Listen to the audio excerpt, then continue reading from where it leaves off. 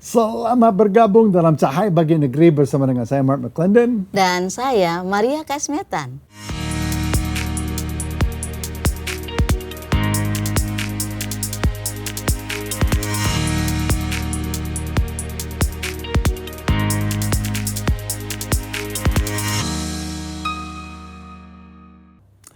Media sosial kita dipenuhi dengan segala macam cara untuk menjaga kesehatan tubuh, mulai dari fitness, berbagai jenis diet, manfaat herbal, sehingga saran-saran gaya hidup yang akan nanti menjadikan tubuh atau bentuk tubuh Anda ideal dan memiliki kesehatan yang prima. Hanya ternyata bila seseorang mulai stres, ada kekuatan lain yang mulai nampak. Dan stres rupanya sangat kuat mempengaruhi berbagai aspek kesehatan kita. Mental dan batin tentunya. Bahkan orang kalau sakit jiwa dibilang stres. Orang yang sakit jiwa pasti dibilang stres. Orang berjalan di pinggir jalan, nggak pakai baju, stres. Ada Pak, orang yang saya tahu jalannya mundur Pak. Beneran Pak? Iya, stres dia. Iya beneran. Oh, karena dia stres. Iya, jadi jalannya mundur. Oke. Menurut World Health Organization atau organisasi kesehatan dunia, stres adalah respon tubuh terhadap tekanan beban kehidupan. Dan menurut Kemenkes, stres adalah reaksi seseorang, baik fisik maupun emosional, apabila ada perubahan yang mengharuskan seseorang menyesuaikan diri. Tetapi juga secara fisik, rupanya stres menekan respon kekebalan tubuh kita dan membuat kita rentan terhadap berbagai penyakit. Sudah menjadi pengetahuan umum bahwa orang yang hidupnya penuh dengan tekanan lebih mudah jatuh sakit. Kalau papi saya dulu bilang, bukan apa yang kamu makan, tetapi apa yang makan kamu. Oh iya. Itu yang bikin kamu itu sakit. Itu apa maksudnya ya? Apa yang makan kamu? Apa yang kunyah kita, apa yang kita cemaskan ya. Oh itulah. Lihat di Korea Selatan sekarang meledak ya tingkat bunuh diri. Ya karena anak-anak muda belia yang cakep ya, yang punya masa depan yang gemilang, tapi dia bunuh diri karena tekanan untuk akademisnya ya, untuk berbagai macam hal itu terlalu dia merasa tenggelam gitu loh. Bahkan Pak yang saya pernah dengar katanya 90% dari sakit yang kita alami sebenarnya bukan karena betul-betul sakit penyakit, tapi karena stres. Wow. Jadi sampai jalannya mundur. Iya, jalannya mundur Pak. Sangat menariklah bahwa penelitian di Journal of Psychosomatic Research, bunyinya itu sangat official sekali ya, menunjukkan bahwa ada korelasi kuat antara spiritualitas seseorang dengan tingkat stres yang mereka alami. Semakin sehat spiritualitas seseorang, semakin rendah tingkat stresnya. Wow. Bahkan Oregon State University juga membuktikan bahwa berdoa dan membaca Alkitab dapat membantu seseorang dalam mengatur emosinya. Sehingga menciptakan pola hidup yang lebih sehat. Doa fajar kurasa Pak. Iya kan? Ya, tapi nggak hanya itu ya. Papi saya tahun ini ayah saya meninggal dunia umur 95 tahun. Wow. Jadi 95 tahun papi saya memang itu nggak ada matinya. Dan dia itu pribadi yang sangat menarik. Dia bukan pribadi juga yang super kalem setiap saat, yang tenang, yang segala sesuatu diresponi dengan lemah lembut. Tapi dia orang yang punya emosi ya. Dia orangnya yang punya visi untuk dunia, yang betul-betul risk taker, yang orang yang punya big personality gitu. Tapi kenapa dia tuh bisa umur panjang seperti itu? Saya lihat ya hidupnya dia setiap hari, saya nggak tahu salah satu, setiap hari dia baca Alkitab. Dia tenangkan diri gitu ya. Terus dia berdoa. Lalu setiap hari dia jalan kaki bisa 5 mil. Itu hampir 10 kilometer. Dia lakukan itu puluhan tahun. Dan setiap hari dia makan segala macam makanan yang mentah punya, yang organik. Jadi tidak dimasak, Pak? Jarang dimasak. Saya ingat satu hari saya ada di rumah, ya saya udah waktu itu udah umur 50 ya. Iya. Papi saya masuk ke dapur, terus dia ambil kentang. Ya, dia kulitin kentang, saya Iya, pikir dia mau dikupas, rebus ya. Enggak, dia duduk, dia makan seperti apel. Makan Seperti kentang apel. mentah. Seperti apel dia. Terus dia mulai ngobrol sama saya sampai ngelongok gitu. Wah, itu saya keluar dari dapur, saya jalan mundur. Jadi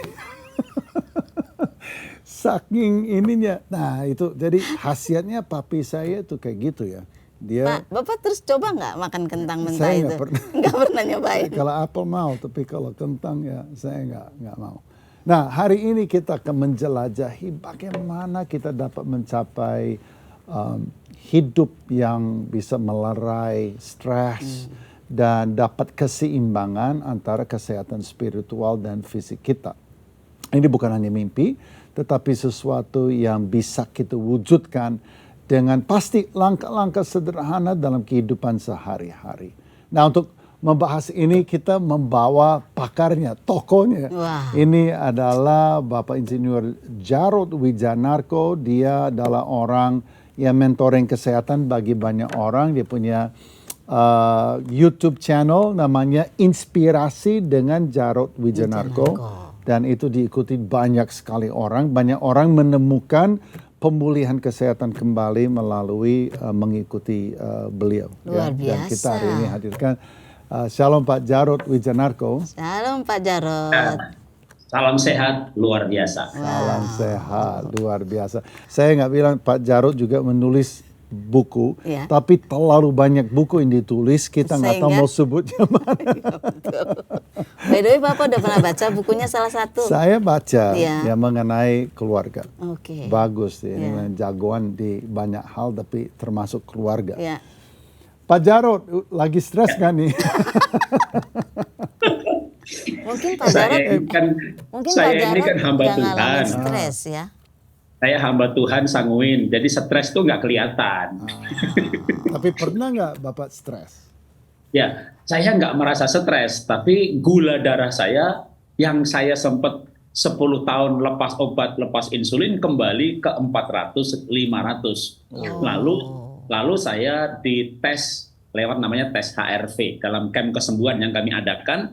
Ternyata tubuh saya itu lebih banyak simpatiknya dari parasimpatetiknya. Nah, itu tanda yang terukur secara klinis medis bahwa stres. Jadi saya itu stres nggak kelihatan karena melayani, dekat sama Tuhan, sanguin. Tapi tahu-tahu gulanya naik. Padahal saya itu makan sehat, olahraga rutin, 10.000 langkah sehari, sering dipost di Instagram. Nah, kenapa gula darah saya naik gitu ya? Ternyata saya stres. Dan stresnya itu kan karena saya punya perusahaan bangkrut. Memang kerugiannya fantastis sampai 240 miliar. Dan banyak orang berkata, Pak Jarod rugi ratusan miliar kok nggak stres, nggak nangis, tetap antusias.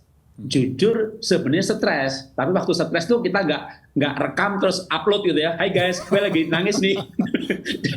jadi yang di Instagram sama di Facebook ya ketawa, antusias, melayani, tapi sebenarnya saya stres. Tidak sampai kelihatan orang lain, tapi tubuh saya nggak bisa bohong. Jadi berarti kita bisa bilang bahwa stress is like silent killer gitu ya Pak? Yes, ya. Dia itu Betul. pembunuh Saya pernah stres. yang diam-diam ngincar dapat kita dan dia kemudian grogotin kita dari dalam. Kurang lebih begitu ya Pak? Ya, jadi kan ketika stres gula darah saya naik, padahal gula kan disebut juga mother of the disease, akhirnya ya bisa merembet kemana-mana. Nah, untung aja saya segera sadar karena memang Alkitab kan juga penuh dengan ayat yang menghubungkan kesehatan badan dengan mental. Misalnya Yohanes berkata, aku berdoa supaya engkau sehat dalam segala sesuatu sama seperti jiwamu baik-baik saja. Hati gembira obat yang manjur. Itu juga menghubungkan antara perasaan dengan sakit. Atau Raja Daud Mazmur berkata, hatiku terasa pahit dan buah pinggangku atau ginjal tertusuk-tusuk rasanya. Atau misalnya Ayub berkata, aku merasa sedih, hatiku bergelora, tak terhiburkan. kulitku hitam, lalu mengelupas. Yeremia berkata, aku terkejut dengan berita peperangan, lalu perutku mules seperti perempuan melahirkan. Itu kan gerd atau mah. Jadi Alkitab penuh dengan ayat yang menghubungkan antara perasaan dengan kesehatan tubuh. Nah, tapi Pak, ini berarti stres itu silent killer ya. Jadi dia akan membawa kita udah melewati batas, kita rentan, kita udah bercondong kepada penyakit tertentu. Akhirnya waktu divonis kita punya penyakit seperti ini dan itu, rata-rata orang langsung panik, dia lari kepada pengobatan yang medis ya, dengan solusi medis, obat atau mungkin antibiotik atau obat keras yang akan menolong dia untuk pulih. Sementara mungkin akar daripada permasalahannya sebenarnya bukan di fisiknya, tetapi di emosionalnya. Bagaimana Pak? Ya, jadi kan Tuhan Yesus berkata, apa kamu dengan kekhawatiranmu bisa menambah sejengkal hidupmu? Khawatir, salah satu bentuk stres, tidak bisa menambah sejengkal hidup. Artinya khawatir mati. Nah, kalau khawatir mati, kalau takut, ya lebih cepat lagi matinya. Makanya waktu COVID kan terkenal yang namanya badai sitokin, yaitu hormon yang keluar kalau kita ketakutan. Jadi begitu ketakutan, sitokin diproduksi. Sitokin inilah yang menekan sistem imun. Makanya kalau orang takut, khawatir, gelisah, imunnya drop. Dan lalu kita berkata hati gembira obat yang manjur. Karena kalau gembira, itu ternyata tubuh produksi endorfin. Singkatan dari endogenesis morfin. Morfin itu painkiller. Endogenesis itu artinya diproduksi oleh tubuh. Pasti cocok sama tubuh dan tidak menimbulkan alergi atau dampak samping. Karena tubuh yang produksi. Jadi hati gembira itu obat yang manjur. Jadi sebenarnya sembuh itu gampang sekali, karena kalau nggak sembuh berarti nggak manjur. Jadi yang susah bukan sembuhnya, tapi gembiranya. Kan banyak orang, Pak, gimana mau gembira, Pak? Suami kayak setan, Pak. Istri kayak setan, Pak. Bangun tidur lihat setan, mau tidur lihat setan. Tadi malam tidur dipeluk suami. Iya, Pak, kayak dipeluk setan, Pak. Oh, udah, itu sumber stres yang sistemik namanya gitu ya. Kenapa? Karena antara pasangan gitu. Iya. Oke. Jadi apa kira-kira sumber stres ya, beberapa yang lumrah Pak, yang biasa dalam kehidupan orang yang menjadi sumber stres buat kita? Yang pertama, stres itu ternyata membuat dalam tubuh kita itu yang namanya radikal bebas, oksigen yang kehilangan kakinya itu meningkat luar biasa. Kalau kita hidup penuh damai sejahtera, sukacita, antusias, maka sebenarnya kita nggak butuh banyak-banyak antioksidan. Tapi begitu stres, maka radikal bebasnya ini melonjak spike eksponensial. Nah, itu kenapa stres menimbulkan sakit. Lalu stres yang wajar, misalnya kayak macet, ya begitu udah nggak macet, stresnya hilang. Atau stres karena pekerjaan, ya pindah pekerjaan aja. Stres karena gereja, ya pindah gereja aja asal nggak pindah Tuhan. Tapi jangan tiap tahun pindah gereja, itu namanya kepahitan. Tapi stres yang sistemik itu disebut apa tuh? Stres sistemik itu kalau stres karena suami istri, lah lo mau pindah kemana gitu kan? Stres karena mertua, mau mertuanya dibunuh. Aduh. Jadi kalau stres karena pekerjaan itu gampang, stres karena pelayanan itu gampang, pindah pelayanan. Nah, kalau stres karena pasangan, nah ini kan yang makanya seperti gini, stres itu tadi bagus banget definisinya. Bagaimana kita bisa meresponi setiap perubahan. Dan orang yang punya kemampuan adaptasi, tingkat stresnya rendah. Makanya orang yang dekat sama Tuhan dan bergaul dengan Tuhan, kemampuan adaptasinya luar biasa. Nah, hidup ini kan berubah. Dari nggak punya mertua jadi punya mertua. Mertuanya baik berubah jahat. Lalu kita nggak punya rumah, dibeli rumah mertua, pintu gerbang intervensi misalnya. Nah, ini keadaan-keadaan yang selalu berubah dalam hidup kita. Atau saya jadi pengusaha lalu bangkrut, nggak punya usaha lagi. Nah, bagaimana kita bisa meresponi setiap perubahan dan beradaptasi? Bahkan kalau lebih hebatnya bukan beradaptasi sebenarnya, menemukan kehendak Tuhan dari setiap peristiwa dan memaknai peristiwa itu. Sehingga waktu kita mengenang peristiwa itu justru bersyukur. Saya bisa bersyukur Tuhan izinkan bangkrut karena saya memaknai rencana Tuhan dan kehendak Tuhan. Kenapa itu diizinkan? Saya menemukan mutiara-mutiara kehidupan, nilai-nilai kehidupan, tujuan yang lebih kekal lagi gara-gara bangkrut itu. Sehingga mengenang semua kejadian ke belakang, kita penuh ucapan syukur. Melihat masa depan, kita tidak khawatir. Nah, ini kan jadi nggak pernah stres kan? Ya, saya setuju ya. Tapi gimana kalau itu adalah kebiasaan dia? Itu tidak gampang loh merubah kebiasaan. Kalau sudah puluhan tahun kita punya kebiasaan, Dia udah otomatis. automatically ya kita waduh cemas, khawatir, takut, kesal gitu. Kesal sama orang yang begini itu, orang kayak gitu ya. Kalau aku ketemu aja orang kayak gitu, itu benar-benar itu bikin saya kesal. Itu kan satu respon yang sudah baku, yang sudah biasa yang dia lakukan. Betul. Nah, berubah atau berpindah dari satu kehidupan yang syarat dengan kebiasaan-kebiasaan yang memang menciptakan stres kepada satu track yang baru, caranya gimana ya Pak? Ya, kesehatan badan konsepnya, badan adalah bungkus jiwa. Maka untuk bisa sehat badannya, jiwanya pulih, beres. Jiwa, mental, perasaan, kehendak. Di situ kalau orang perasaan kehendaknya bagus, stresnya nggak ada. Tapi jiwa ini adalah bungkus dari roh. Makanya kalau rohnya nggak dibetulkan, dalam arti di dalam roh manusia itu nggak ada roh Tuhan, lewat kelahiran baru menerima Yesus sebagai Tuhan dan Juru Selamat pribadi, hampir mustahil sebenarnya jiwa itu mengalami pemulihan. Jadi itu yang bisa melampaui keadaan. Ya, kemampuan yang akan menjadi supranatural karena keberadaan Tuhan di dalam hidup kita. Nah, kalau begitu peranan ke olahraga, hal-hal yang praktis dan lahiriah ya, misalnya jalan kaki atau olahraga. Kalau saya suka sepeda ya, itu peranannya bagaimana? Sebesar apa juga ya? Kalau pakai teorinya Dr.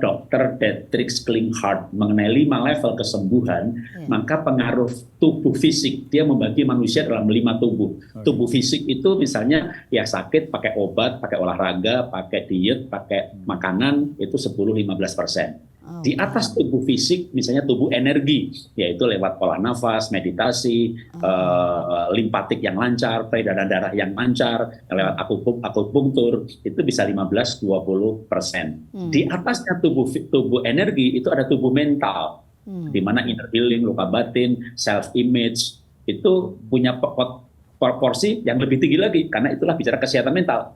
Nah, di atasnya tubuh mental, itu disebutnya dengan tubuh intuisi. Itu kayak hati nurani yang terdalam, di mana alam bawah sadarnya orang disembuhkan, sehingga orang alam bawah sadar ini kan menjadi akar dari attitude, di mana value ada di situ. Nah, attitude-nya akan menjadi sikap, ini akan menjadi akar dari perilaku. Ketika perilakunya benar, karena fondasinya benar, maka tingkat stres juga akan berkurang. Nah, tapi yang menarik menurut Dietrich Klinghardt yang bukan seorang hamba Tuhan, tapi mempelajari mengenai neuroscience, mengenai fisioterapi, mengenai fisiologis, di atas tubuh intuisi itu tubuh roh.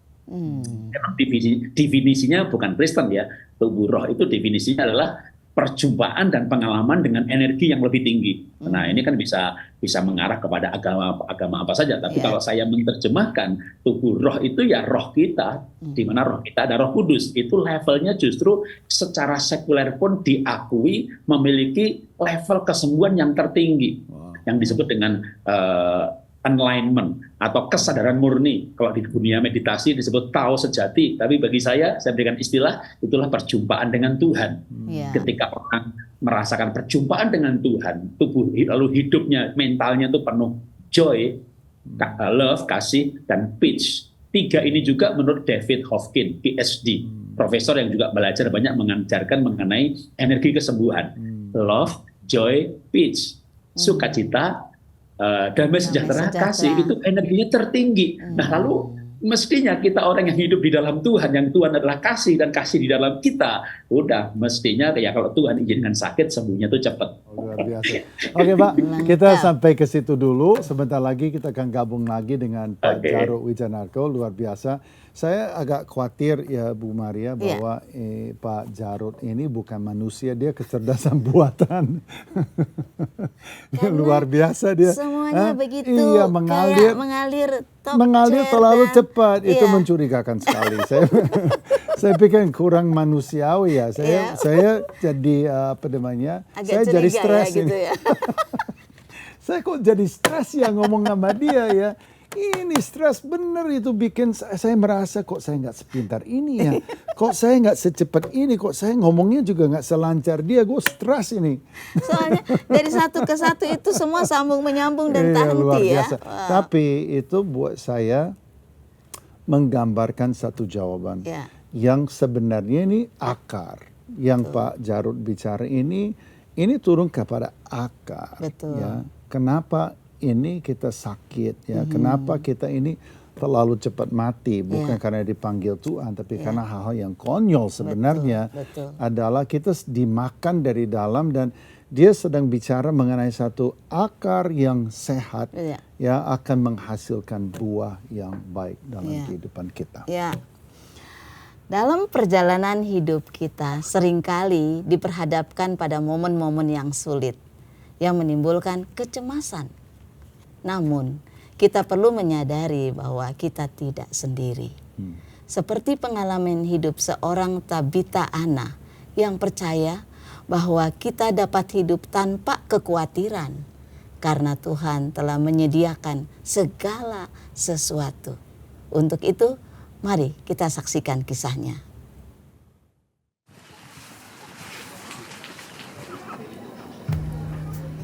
Saya Tabita, saya anak kedua dari 5 bersaudara. Di suatu malam saya sedang membaca sebuah buku tentang kehidupan seorang misionaris yang ada di Jepang. Ada kereta api, remnya blong, dan kemudian dia menjatuhkan dirinya lah di depan kereta supaya terlindas dan satu kereta selamat tapi dia tidak selamat. Pas saya membaca sepanjang buku itu, saya nggak tahu itu pertama kali saya dilawat Tuhan. Saya menangis, nggak ada hentinya. Saya waktu itu teriak, Tuhan, Tuhan, kalau kau mau panggil aku sebagai hamba-Mu, ini aku Tuhan, ini aku. Jadi saya bekerja di Jogja, itu saya baru lulus dan pada waktu itu titik terendah dalam kehidupan saya di mana saya marah sama Tuhan. Karena adik saya telepon dan dia bilang, Mbak Bita cepetan pulang, dari pagi kami belum makan. Tuhan firman berkata bahwa anak cucu orang benar tidak akan pernah meminta-minta roti. Tapi kenapa kau biarkan adik-adik saya kelaparan gitu? Kalau kami yang dewasa, kami mengalami ujian hidup, kami masih bisa terima Tuhan. Tapi anak-anak sekecil ini, saya nggak terima, aku bilang. Itu saya berpikir, kondisi keluarga saya nggak bisa kayak gini terus. Sementara kalau gaji di Indonesia tuh masih kecil. Saya waktu itu ke Depnaker, saya cek-cek kalau kita jadi pembantu rumah tangga, jadi TKW, gaji paling besarnya di Singapura. Ya, daripada satu rumah nggak bisa makan, saya bilang gitu kan. Kalau di awal, dalam benak saya, pembantu rumah tangga mau gampang.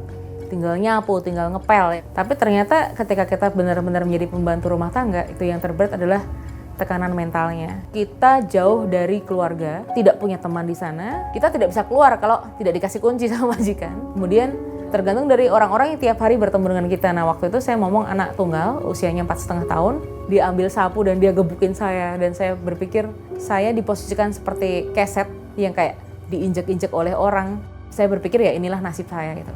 Saya dari keluarga miskin, mulai diangkat, saya dapat orang-orang yang membiayai saya sampai kuliah saya selesai. Tapi kok akhirnya I end up like this gitu ya. Sampai satu hari itu saya berdiri di kamar saya lihat keluar itu kan ada jendelanya. Saya udah gak kuat, saya pengen mati gitu. Karena saya merasa saya sama sekali gak ada harganya. Saya diinjak-injak oleh orang pun saya nggak bisa balas karena saya nggak punya siapa-siapa. Sampai di pagi hari itu entah kenapa tiba-tiba mam saya, majikan wanita saya datang ke kamar saya dan ada satu perkataan yang keluar dari mulutnya dan saya tahu bahwa itu Tuhan yang ngomong lewat dia. Tabita, before you came here, what purpose do you serve? Tujuan apa yang kamu layani? Kemudian saya ingat bahwa saya ada di sini karena adik-adik saya kelaparan. Saya ada di sini karena orang tua saya punya banyak hutang. Saya ada di sini supaya keluarga saya bisa naik derajatnya gitu. Ada sesuatu yang harus diperjuangkan. Kayak itu jadi modal buat saya bahwa it's okay ngelewatin ini semua karena kita sedang melayani sebuah tujuan yang lebih besar. Jadi Tuhan punya tujuan itu dipercayakan ke kita dan ya kita tinggal ngejalanin apa yang jadi maunya dia gitu. Akhirnya setelah 4 tahun di sana, saya memutuskan untuk kembali ke Jakarta. Aku dapat telepon dari mamiku kan di Muntilan Magelang itu, udah kesulitan makan mereka. Jadi aku mikir gimana caranya aku harus boyong keluargaku ke Jakarta. Nah kemudian aku survei tuh, di sini ada gudang. Jadi pas aku survei ada gudang, tempatnya cukup besar tapi joroknya luar biasa. Terus aku berbilang sama Tuhan, Tuhan aku pengen bawa orang tuaku ke Jakarta. Kayaknya tempat ini walaupun jelek banget, tapi untuk awal-awal masuk ke Jakarta oke lah gitu. Akhirnya kita semua berkumpul di sini. Nah pada waktu kita berkumpul di sini, Tuhan tuh nggak cukup untuk ngumpulin satu keluarga loh, nggak cuma kasih rumah doang. Singkat cerita, tiba-tiba Presiden SBY mau datang untuk buka puasa bersama dan peresmian Pasar Murah. Somehow tiba-tiba aku disuruh in charge sebagai penyambutan tapi dengan anak-anak panti asuhan gitu kan. Terus aku bilang, kalau anak-anak panti asuhan aku nggak tahu, tapi kalau anak-anak yang pemulung, anak-anak yang anaknya tukang buruh cuci, tukang ini, nah aku tahu tuh. Nah dari awalnya cuma ngajarin nyanyi nari, setelah perform, anaknya tiap hari datang ke sini. Acaranya sudah selesai, anaknya tetap, jadi aku bilang, Tuhan aku harus bikin apa dengan anak-anak ini? Caranya adalah dengan cara pendidikan. Nah aku sounding nih ke teman-temanku, di sini ada anak-anak loh. Jadi aku kepengen gimana mereka dapat pendidikan gratis atau les gratis gitu. Dulu aku zaman susah, itu kan banyak orang tua asuh yang bantuin aku. Aku ngelihat anak-anak dengan nasib yang sama dengan aku dulu, aku melakukan kebaikan ke dia gitu loh.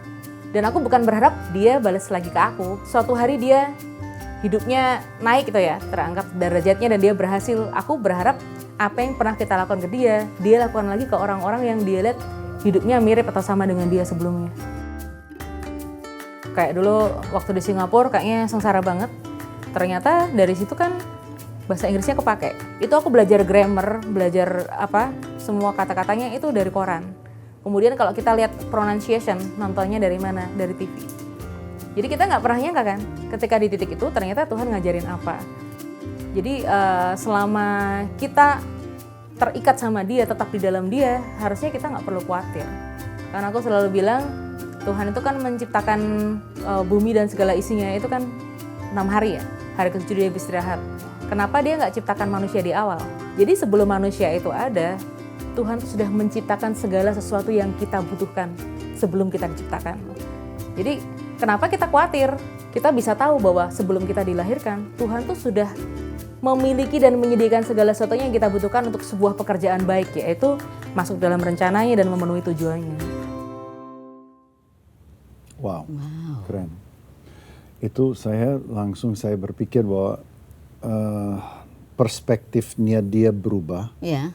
Karena dia melalui proses, dia pengalaman dengan Tuhan, sehingga dalam momen di mana dia sudah direndam, kan kadang direndam dalam sengsara, bukan pilihan kita ya. Kayak tadi Pak Jarod bilang, dia ditipu, dia kehilangan, misalnya ditipu atau berbagai macam hal terjadi. Betul. Bangkrut. Nah itu kayak kita direndam di dalam keadaan sengsara yang gitu. Kita tidak prediksi sebelumnya. Nah di dalam momen itu mungkin sulit buat kita untuk kita mengucap syukur di awal. Betul. Karena kita direndam dalam sengsara, di sekeliling kita tuh sengsara. Tapi dengan waktu itu belajar kebaikan Tuhan, kasih Tuhan. Kita belajar mengenai kemurahan Tuhan, dari pengalaman demi pengalaman itu jadi mendidik kita, ya seperti tadi siapa namanya Tabita ya, dia tiba-tiba dia bisa bilang, oh ternyata di situ saya sedang diperlengkapi oleh Tuhan, Tuhan mendatangkan kebaikan di tengah-tengah sengsara yang akan perkaya hidupku dan persiapkan aku untuk hal yang lebih besar. Dan dia juga melihat bahwa ini diizinkan oleh Tuhan. Jadi dia tidak menyalahkan Tuhan. Ada banyak juga yang nyalahin Tuhan. Akhirnya dibilang Tuhan yang seakan-akan membiarkan. Betul. Betul. Gitu ya. Nah, kemudian dia bisa melihat ke belakang. Dan dari pengalaman hidup dia bisa bilang, oh sekarang saya mengerti bahwa saya perlu mengucap syukur. di dalam segala Betul. keadaan karena percaya bahwa Tuhan lagi turut bekerja. Iya. Dan kesengsaraan yang dia alami itu seperti batu loncatan yang Tuhan pakai untuk dia bisa mengasihi orang-orang yang punya pengalaman seperti dia dulu. Kita akan mengajak Pak Jarod Ya. untuk ikut berdoa buat para penonton. Cuma sebelum kita berdoa, mungkin saya mau tanya sama Pak Jarod, apakah mengucap syukur mungkin ya merasa bersyukur dalam keadaan Ya. ini adalah salah satu terapi atau obat terbaik untuk melerai stres Ya. dalam kehidupan kita. Pak Jarod, bagaimana? Ya, kuasa ucapan syukur itu luar biasa ya. Waktu Daud mau dibunuh sama Saul kan dia lari ke Gua Adulam. Itu Ya. Mazmur itu 1 Samuel 22. Di Gua Adulam itu mereka menyanyi. Lagunya ditulis dalam Mazmur 57. Dan lagunya adalah Ku bersyukur padamu di antara bangsa ya Tuhan. Jadi Daud bersyukur ketika sedang dikejar-kejar rajanya, gembalanya, mertuanya mau dibunuh dengan ribuan pasukannya. Sementara di Gua Adulam itu ditulis berhimpunlah kepadanya segala orang yang kesukaran dalam utang piutang, orang yang bermasalah. Jadi Daud itu lagi susah, yang datang bukan donatur, bukan konselor, bukan pendoa syafaat, yang datang orang punya utang, orang susah. Lalu Daud memimpin mereka. Dan kita tahu kisah selanjutnya bagaimana Daud dalam stresnya karena mau dibunuh. Kalau saya kan cuma stres bangkrut gitu ya, nggak mengalami ancaman nyawa. Daud ini kan yang membunuh memang berkuasa untuk membunuh, tapi dia melangkah untuk mengucap syukur. Nah itu kayak namanya korban syukur. Ketika belum dijawab doanya, tapi dia yakin bakal dijawab. Maka itu ayat di atasnya dalam Mazmur 57 itu seingat saya gitu ya. Dan saya ingat sih Mazmur 57 itu kan dia berkata, aku akan mengadukan perkaraku kepada Allah yang menyelesaikannya bagiku. Jadi dia yakin Tuhan akan menyelesaikannya. Lalu sebelum selesai dia sudah bersyukur dulu. Nah, kuasa ucapan syukur ini ya bagaimana melawan khawatir? Ya bersyukur. Melawan ketakutan, ya bersyukur. Karena khawatir itu karena kita tidak punya harapan. Ada kesembuhan lewat medis, kita tidak menentang kesembuhan lewat medis, kita nggak menentang kemoradiasi, tapi kita mengajarkan bahwa faktor harapan itu luar biasa, faktor ucapan syukur luar biasa, faktor percaya ada Tuhan, wah itu lebih luar biasa lagi. Menurut Dietrich Klinghardt, itu level tertinggi kesembuhan ketika orang berjumpa dengan Tuhan. Karena sebenarnya kalau kita bicara Alkitab, rambut satu jatuh seizin Tuhan, pasti stroke, diabetes, kanker juga seizin Tuhan. Pertanyaannya kenapa dia izinkan? Pasti ada maksud, dan maksudnya adalah mendatangkan kebaikan. Seperti Ayub menemukan kehendak Tuhan, lalu dia mulai bisa berdoa bersyukur, bahkan bisa bersyafaat yang lain. Lalu Ayub dipulihkan. Jadi dalam proses kesembuhan yang saya sebut dengan kesembuhan holistik, maka memaknai kejadian ini kalau secara Kristen ya menangkap kehendak Tuhan, kenapa Tuhan izinkan terjadi. Begitu ini sudah, ini prosesnya sembuh ini tinggal selangkah saja. Karena yang lama ini kan menangkap kehendak Tuhan, yang ada kan biasanya menyalahkan Tuhan. Kayak Ayub kan Ayub juga sempat menyalahkan Tuhan loh. Wong dia beramal, dia soleh, dia sedekah, kok saya sakit, kenapa Tuhan izinkan, Tuhan nggak adil, aku hendak menghadap tahta pengadilan Allah. Ayub juga sudah berkata seperti itu, tapi sampai akhirnya dia berkata bahwa ya seperti Yesaya berkata, kesalahan pun seperti kain kotor, lalu dia menangkap kehendak Tuhan, dia merendahkan diri di hadapan Tuhan, udah kesembuhan terjadi. Wow, terima kasih Pak, luar biasa.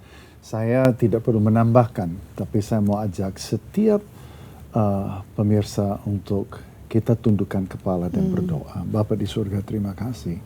Terima kasih melalui hamba-Mu Pak Jarod ada wisdom, ada hikmat yang luar biasa buat kami hari ini. Tuhan ampuni kami. Mungkin hari ini Anda sakit. Karena Anda hari ini kecewa.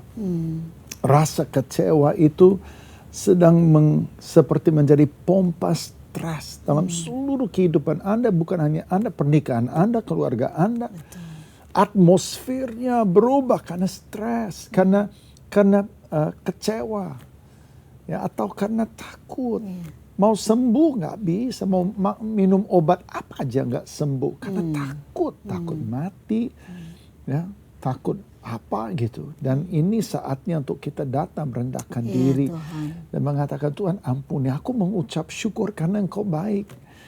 Tuhan ampunilah aku menggerutu dan mengeluh dan menangis dan mengadu, tetapi aku tidak percaya padamu. Aku tidak mencari wajah-Mu. Aku tidak mencari perjumpaan pribadi dengan Engkau. Tuhan ampunilah aku, biarlah darah anak domba Allah hari ini menyucikan aku. Bisakah Anda ucapkan doa itu? Mohon Tuhan supaya Engkau Tuhan kuduskan aku kembali. Aku mencari wajah-Mu. Aku mau mendekat kepadamu. Aku mau tahu Tuhan bahwa Engkau baik. Dan Engkau, apa yang Engkau izinkan itu hanya bagian dari perjalanan untuk aku berjumpa pribadi dengan Engkau. Untuk aku dibawa menjadi orang yang dipulihkan oleh Tuhan. Dijadikan jiwaku melekat kepada Tuhan dalam pengenalan akan pribadi Tuhan. Silakan Bu Maria. Haleluya. Terima kasih. Saya mendapat impresi di hati saya bahwa ada seorang ibu yang dalam keadaan betul-betul tertekan hebat oleh begitu beratnya masalahnya. Dan dia merasa bahwa sudah tidak lagi bisa untuk hidup. Ibu, mari sepakat dengan kami. Amen.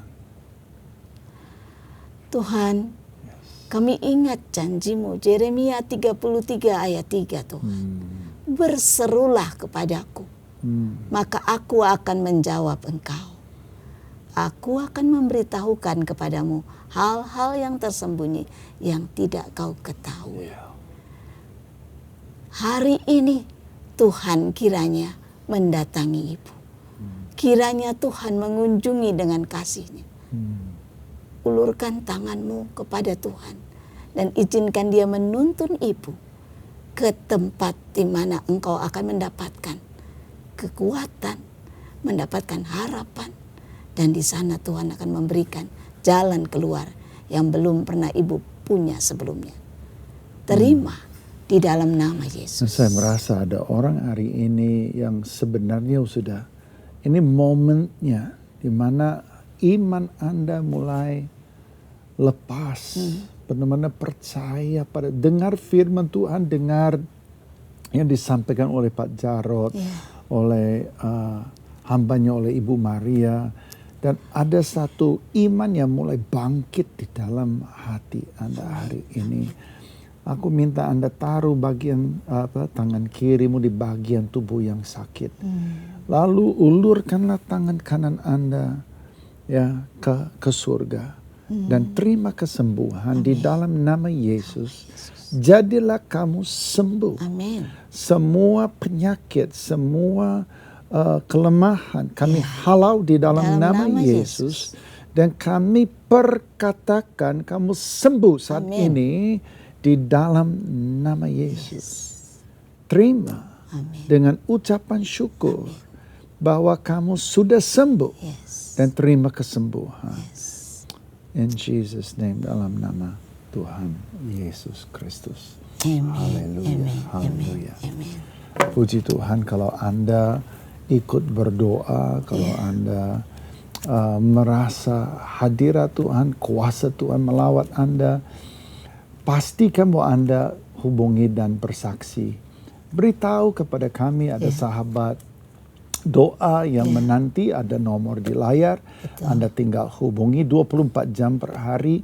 Anda juga bisa catat nomor ini, masukin di HP supaya nanti di kemudian hari juga Anda bisa hubungi jam berapa saja, 24 jam dan tidak pernah kami libur. Kami hadir, tim kami untuk menjadi sahabat doa buat Anda. Jangan hanya ketik di chat, walaupun itu Anda bisa, tapi hubungi dan bicaralah dengan para konselor kami supaya yang tersedia untuk Anda. Puji Tuhan.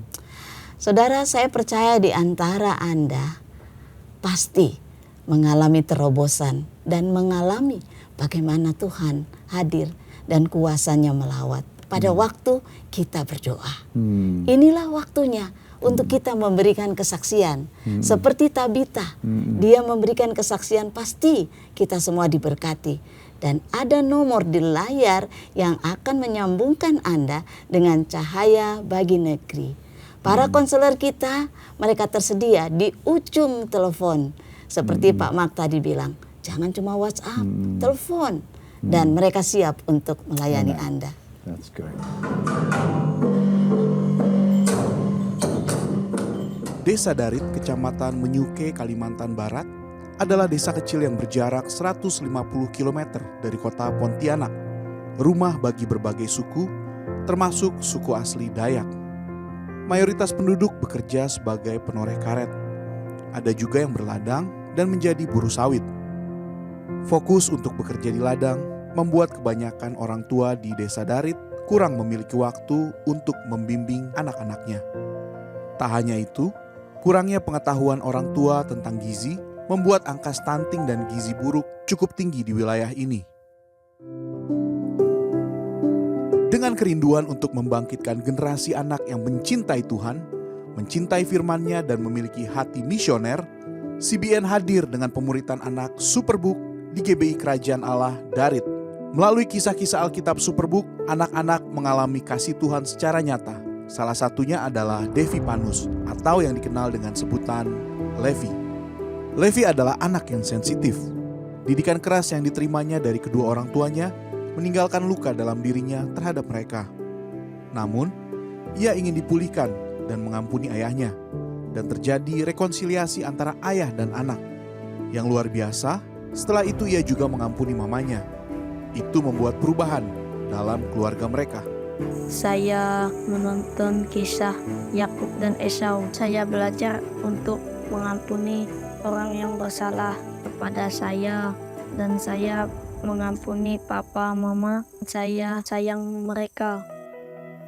Agar pemuritan berjalan tidak hanya seminggu sekali, CBN dengan dukungan dari Orphans Promise menghadirkan sanggar belajar School of Life di Darit. Levi dan teman-temannya telah mengikuti sanggar belajar School of Life sekitar 2 tahun. Sejak itu, mereka mengalami banyak perubahan, baik secara akademis, kerohanian, serta karakter mereka.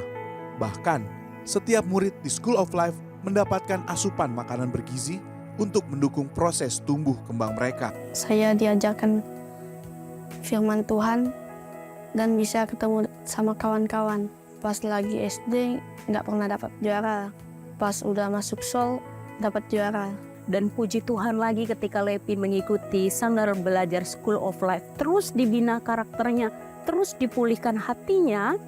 Levi dari yang biasa-biasa aja di sekolah, sekarang dia mendapatkan juara 1 yang terbaik yang Tuhan buat dari hidupnya.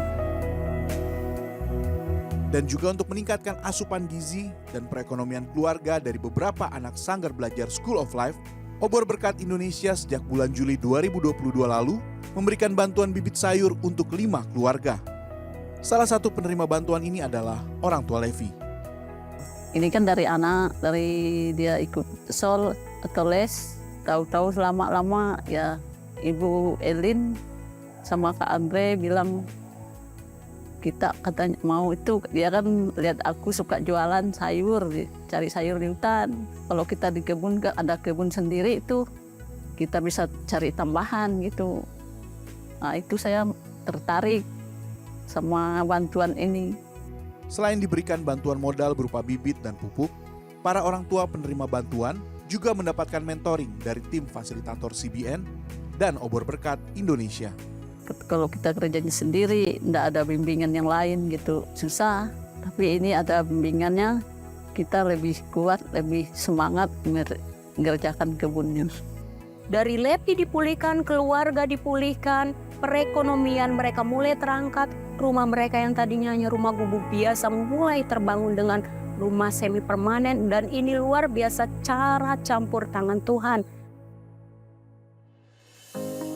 Dan untuk menghadirkan pemuritan holistik sejak usia dini, CBN dan Orphans Promise juga memperlengkapi PAUD yang didirikan GBI Kerajaan Allah Darit dengan kurikulum PAUD Super 5 yang berbasis media dan sudah berstandar nasional.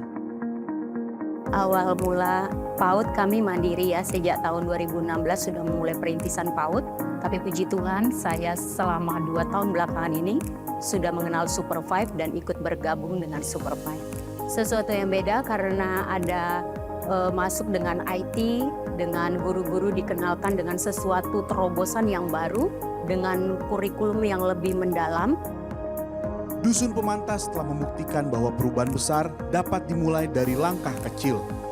Namun, kami bisa melakukan ini karena kami tidak sendiri. Sebab ada dukungan dari orang-orang yang peduli kepada masa depan anak-anak di sini. Terima kasih CBN yang sudah membantu kami dalam memuridkan anak-anak, menginspirasi dalam perubahan suatu keluarga, dan membawa dampak dalam satu komunitas. Tuhan Yesus memberkati. Luar biasa. Aduh, saya sangat diberkati dengan kesaksian ini. Dan yang perlu Anda tahu adalah di seluruh Indonesia, di hampir 80 lokasi, CBN menghadirkan project namanya Holistic Disciple Making. Jadi banyak project yang hadir di dalam komunitas, semua dengan tujuan untuk menjadikan murid ya dari keluarga ya, dan dari anak kecil ya sampai orang tua, dan kemudian itu merembet ya. Itu nanti merembet dengan sendirinya kepada ekonomi, pemulihan, restorasi, hubungan dan sebagainya. Dan ini kita sebutnya HDME, Holistic Disciple Making Ecosystem. Dan it is just beautiful, it's so beautiful, sangat cantik untuk melihat semua itu mengalir di dalam satu komunitas, dan yang keren adalah dilakukan melalui gereja lokal. Jadi saya sangat bangga bahwa CBN itu melayani perlengkapi gereja lokal sehingga mereka di setiap komunitas menjadi perpanjangan tangan Tuhan. Kita tidak bisa ada gereja lokal yang mengerjakannya. Nggak bisa, kita duplicate pekerjaan mereka. Ini wasting resources. Makanya kami membuat supaya CBN ikut di dalam memperlengkapi, memperdayakan gereja lokal dan menjadi berkat untuk gereja lokal. Nah, siapa yang memanage ini semua? Siapa yang ikut di dalam mensiasati dan mengembangkan proyek ini dan meraciknya di balik layar untuk semua program itu salah satu adalah Ibu Purwati. Dia adalah project manager dari HDME. Dia juga adalah regional manager dari Orphans Promise, itu adalah bagian daripada CBN. Dan dia datang hari ini hadir, Ibu Pur. Halo Ibu Pur. Halo. Ini dia. Shalom Ibu Pur. Shalom, datang dari jauh-jauh kan? Ya kan? Jauh sekali ya. Ya, jauh sekali Ima. Jauh sekali di ruangan sebelah. Bu Purwati, pertama terima kasih perjuangan Ibu untuk mengerjakan pengembangan dan pelipat gandaan daripada proyek-proyek ini. Ibu bisa ceritakan sedikit mengenai di balik Holistic Disciple Making Ecosystem yang dimana kita hadirkan di hampir 80 lokasi. Apa sih yang menjadi strategi? Apa sih yang jadi inti daripada strategi kita? Ya, sebagaimana firman Tuhan ya, bagaimana hati Tuhan Yesus untuk anak-anak, bahwa Tuhan Yesus menempatkan anak-anak di tengah. Artinya anak menjadi fokus dari setiap pelayanan yang dilakukan gereja, di mana kemudian gereja bisa menjangkau dan memuridkan orang tua untuk mentransformasi keluarga. Jadi sekali lagi anak-anak menjadi fokus pelayanan, bukan objek pelayanan tetapi subjek pelayanan. Dan setelah anak bisa terpulihkan di dalam keluarga, memiliki lingkungan yang ramah, yang sehat untuk mereka, dia bisa tumbuh dan berkembang secara sehat juga. sehingga itu mentransformasi masyarakat, dan masyarakat yang tertransformasi juga menjadi lingkungan yang sehat bagi anak-anak. Seperti Kayak efek itu. domino ya Pak. Ya. Ya. Saya pikir ini adalah bukan, saya tidak mau bilang ini adalah kesalahan gereja. Tadi saya udah mau katakan itu. Sebenarnya saya harus hati-hati. Ini menjadi kesalahan kita semua. Di mana kita selalu fokus kepada orang dewasa. Betul. Ya. Dan apa yang terjadi adalah berputar satu siklus yang destruktif di dalam gereja dan komunitas Kristen. Karena kita tidak preventif. Seharusnya kita turun dari umur yang paling kecil, mengamankan, memberkati, dan membina, memuridkan generasi anak sekaligus orang tuanya. Kayak satu paket Holistik gitu, ya. gitu. Jadi, karena kita tahu bahwa anak-anak itu pada rusak di tangan orang tuanya. Bagaimana kita turun kepada anak yang paling kecil, Bu Pur, dan orang tuanya. Itu kan 0 sampai 6 tahun sulit sekali kita untuk nyentuh. Betul. Yes. Caranya Jadi bagaimana, Bu? Ya, jadi masa anak-anak usia 0 sampai 5 tahun itu hati mereka masih lembut seperti clay ya, seperti tanah liat. Mereka mudah dibentuk, tetapi di sisi yang lain juga mereka mudah terluka. Karena masih sangat gentle, sangat lembut. Oleh sebab itu CBN menyediakan sebuah program yang lain atau proyek yang lain yang luar biasa, disebut Super 5. Di mana gereja lokal diberdayakan, diperlengkapi untuk melayani anak usia 0 sampai 5 tahun. Jadi kita 0 sampai 6 itu Super 5 yang menjadi payung PAUD. Betul. Lalu 6 sampai 14 ini adalah semacam sanggar belajar yang dibuat setiap hari atau berapa kali dalam seminggu. Sehingga anak-anak dari komunitas itu dirangkul ya. Bukan hanya anak tetapi juga orang tuanya. Nah, Bu Pur, bagaimana siasat atau strategi kita rangkul orang tua sehingga bukan hanya anak tetapi orang tuanya ini terus dibina, dilatih sehingga anak itu di rumah punya safe place. Ya, jadi di Super 5 sendiri dikembangkan home based preschool seperti itu. Selain itu yang paling powerful adanya The Parenting Project yang dirancang dengan unik secara ilahi untuk memperlengkapi orang tua menjadi orang tua yang lebih baik. Wow. Dan ini kita baru launching nih. Very excited. Kita sudah berdoa ya dan percaya bahwa Tuhan akan pakai luar biasa seri ya yang dipakai oleh gereja melatih setiap orang tua.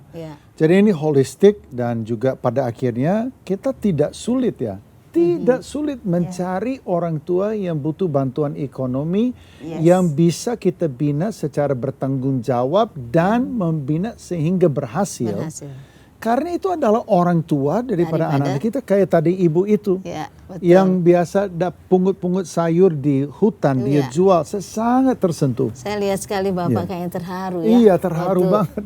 Untuk sayurnya segitu jauh kan Pak. Luar biasa Bu Pur, itu dia bisa dapat itu ya paket ya sehingga dia bisa membuka bisnis ya.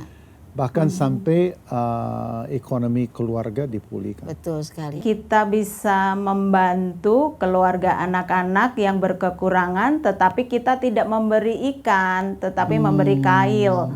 Sehingga melibatkan bidang pelayanan CBN yang lain yang bernama Obor Berkat Indonesia, di mana melalui Obor Berkat Indonesia orang tua anak-anak di dalam ekosistem ini dibantu, diberi modal, diberi bibit untuk supaya mereka bisa keberlangsungan secara ekonominya lebih terjamin.